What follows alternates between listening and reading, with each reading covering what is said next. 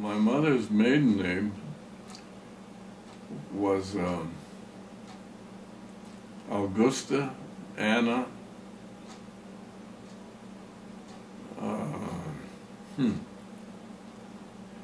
Zimansky, and she had five brothers, at least four brothers, and she had a sister, and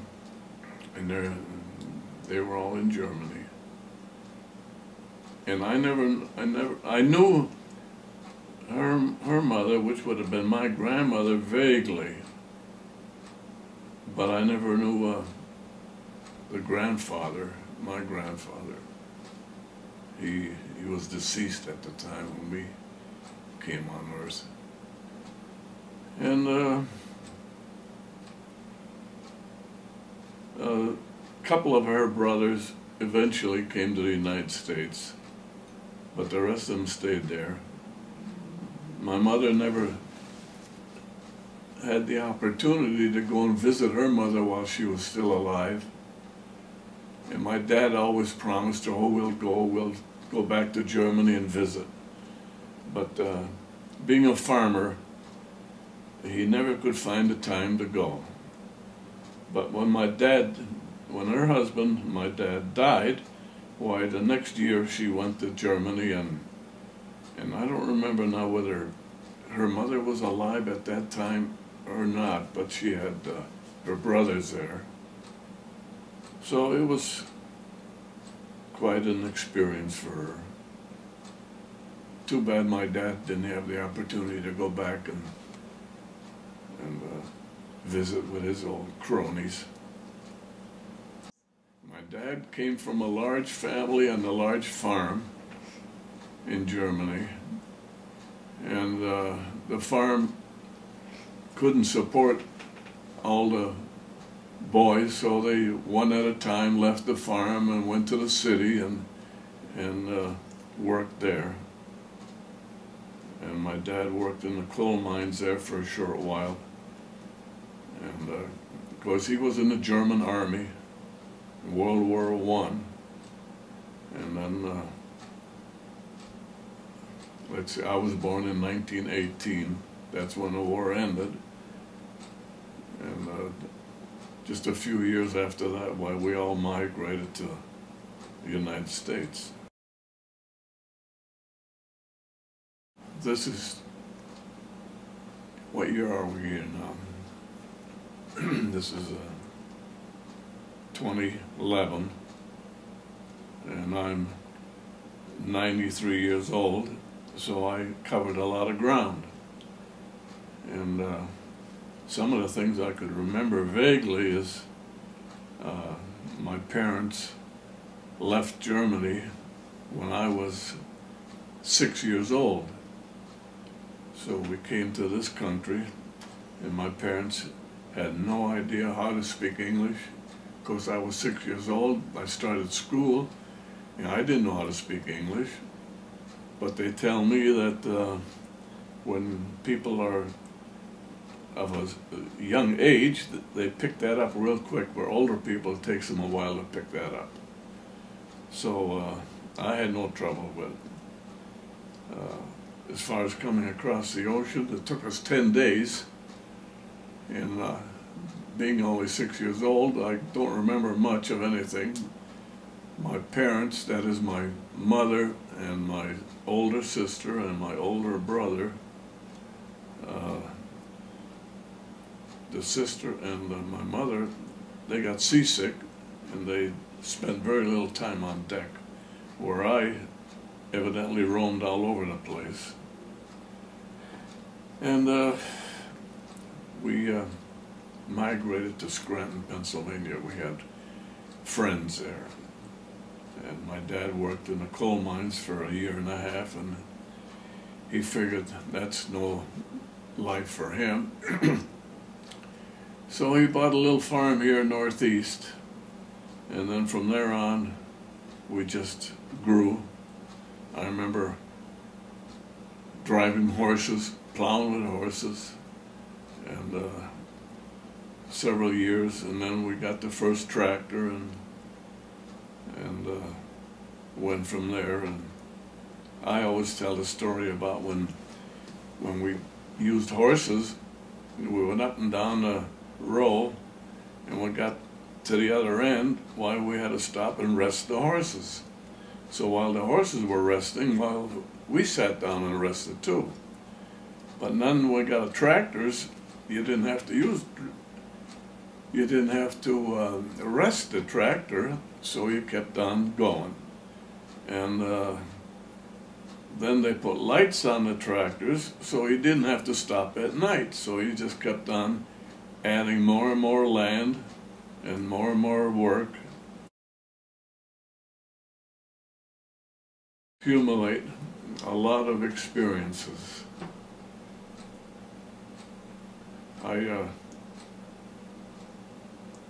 After high school, I started looking for a job, and we didn't have enough money to go to college. So what was I supposed to do? So I signed up for a correspondence course and finished that. Then I started looking for a job. I studied refrigeration and air conditioning.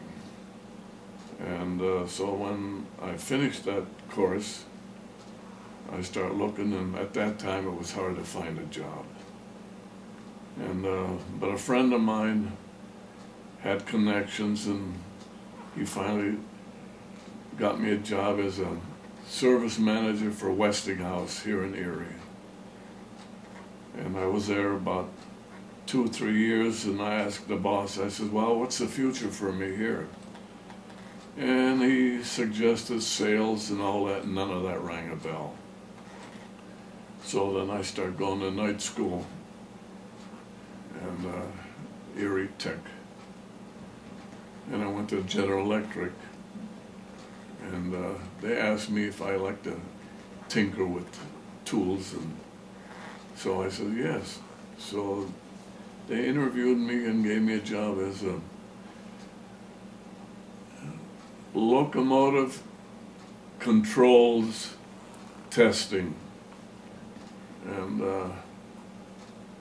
I was able to do the job according to what they expected me to do. But it was kind of boring. And one day I remember sitting at the workbench and kind of relaxed, still testing the controls.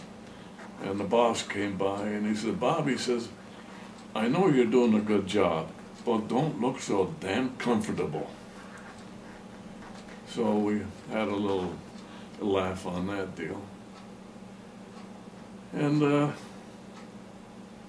after GEY, then of course, that's when I came home and started farming. And then, of course, I met my wife. I met her, a friend of mine was inducted in the Army, and he had a farewell party, a going away party, and his cousin was invited, and that's where I met Ruth. She was a cousin of these friends of ours. She lived in Erie, and so I got interested, and then we started dating.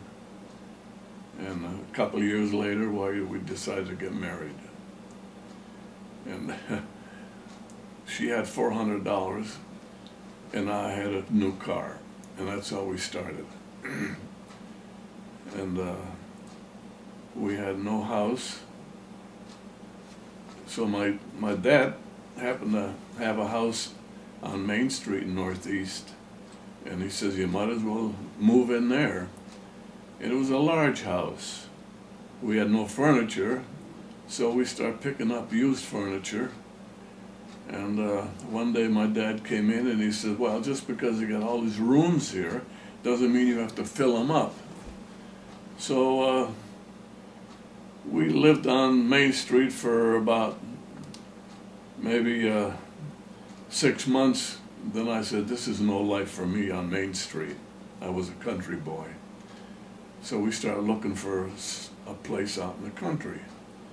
And nothing rang a bell till one day we started shopping around and we found this place where we're living now.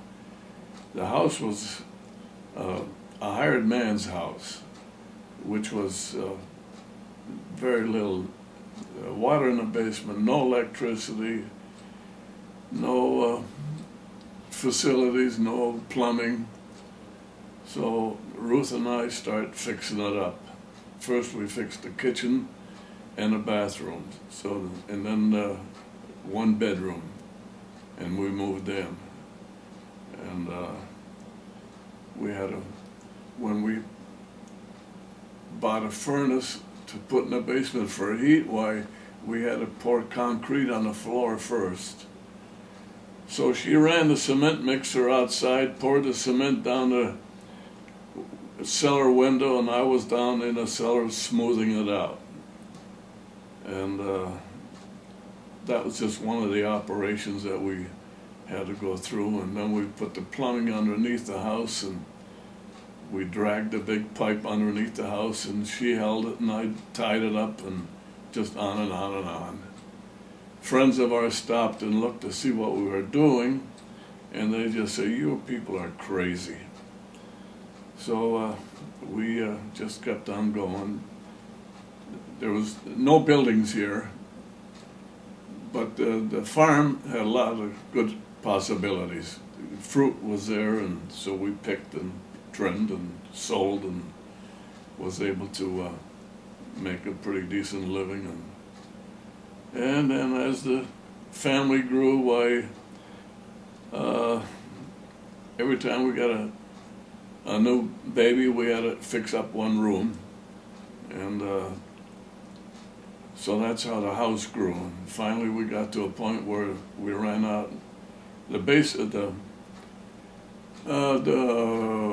bathroom was downstairs, the bedrooms were upstairs, so we didn't like that walking up and down. So then we added a wing to the house. And so then we got 2 bathrooms, 3 bedrooms, and it just grew. And now over the years, here I'm stuck with a white elephant. I'm alone in a great big house. So, what else would you like to know? Get married. Huh. I know it was January the 9th, but I don't remember the year. We were married 62 years. When Ruth and I were busy trying to make a living and pay for the farm, why, we both had no intentions of having children. And but they came anyway. I don't know how that works, but there they are, and I'm glad we did. So, and they grew up with us on the farm. Each one, as they grew, they grew up on the tractor seat. When I went up and down the grape rows, they always sat on the fender. And then later on, I put a seat behind my seat, and they just loved, when they came home from school, the first thing I did was change their clothes and come out on where I was working. And it was something that I originally didn't make plans to have that happen, but that's how it happened. Of course, when I was out of school, I had no intentions of being a farmer. Matter of fact, I grew up on a farm and I didn't like it. But I didn't like the way my dad farmed, because he had everything. He had chickens, he had cows, he had horses, and he had pigs, and my mother made butter, and they sold butter and eggs and chickens, and I didn't care for all of that. There was no end to it. So then later in life, when my dad got sick, I decided I better come home and help farm. Why then, the farming that I got involved with whether I liked it or not, it was a living, and then the machinery came along, and I loved machinery. I didn't care for horses, because a tractor, when you're done with it, you can turn the key off and it stayed there. But when you work with horses, when the work is done, you got to feed them, you got to clean them, and you have to love animals. The only way, I told my friend, I said, the only way I like a horse is a picture on the wall. And he told me, he said, well, he says, in order to get along with horses, you've got to be a little bit smarter than they are. And that put me in my place. So that's just one of the incidences. And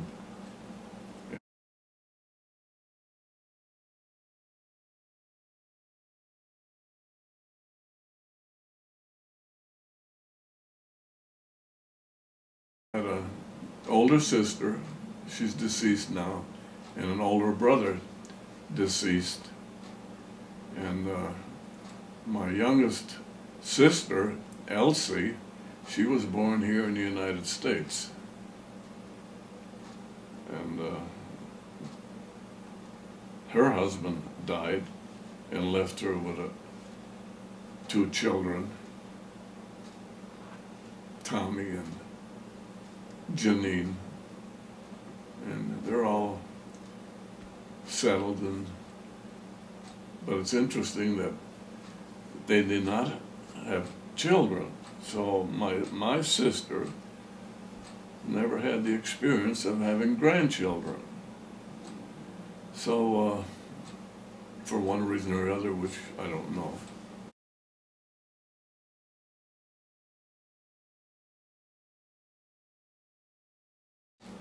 I wish I wouldn't have done what I did do. Now I have regrets, but they say you shouldn't have them. But Bobby was the youngest, and then came Jerry, and then we had Eileen, and she was the apple of my eye. And today, I find where you can have sons and they're nice, but boy, you can't beat a daughter. She is wonderful. So then, of course, when they got married, one at a time, I remember my daughter coming home from college and brought her boyfriend, and she says, Daddy, do you like him? And I says, I don't have to like him. You have to marry. You better like him. You're going to marry him. I'm not going to marry him. So that's how we started in that phase of it. Start with that. Well, yeah. Bobby was my oldest son, and he married Linda, and they had Courtney and Ashley. And my other son, Jerry, he married Jackie, and they have a son and a daughter, Jeff and Jennifer, and they're both married now. And then Eileen married Charlie, and they have two children. Would be Shannon and Chaz. And it was interesting that when after they were married, I told them, I says, you can each have a boy and a girl, but that's all. And they complied. They did just that. And And then, of course, from there on, why, they had their children, which became my great-grandchildren.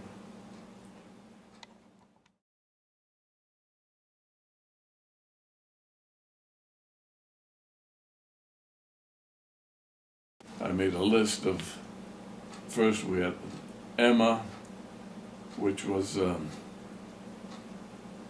Eileen's daughter's daughter. And then we have Toby. He's Eileen's grandson.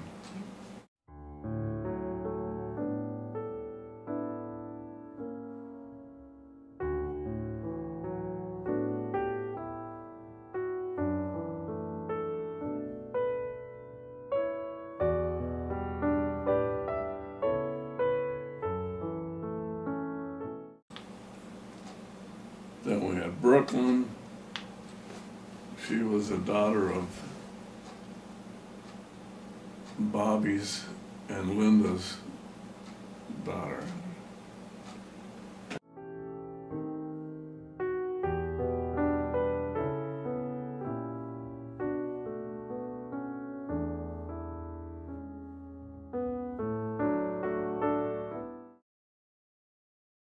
And then we had Jaden. And she's the apple of my eye, and I wish I'd spend more time with her, but Wendy's busy, Quentin's busy, and so I take her out for a ride in a four-wheeler, and she loves it and I love it.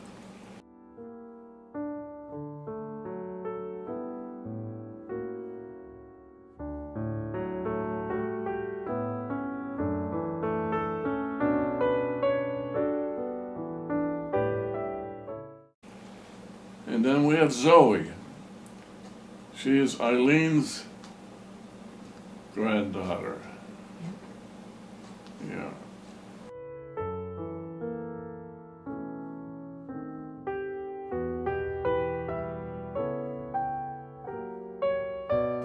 And then with God willing, we have 2 on the way. And that's going to be, let's see, 1, 2, 3, 4, 5. 5 here and 2 on the way. Yeah, I miss my wife. I wish she were here. But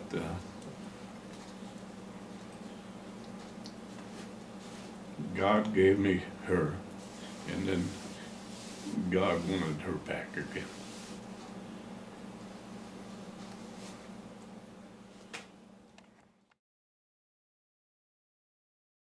So that's another phase.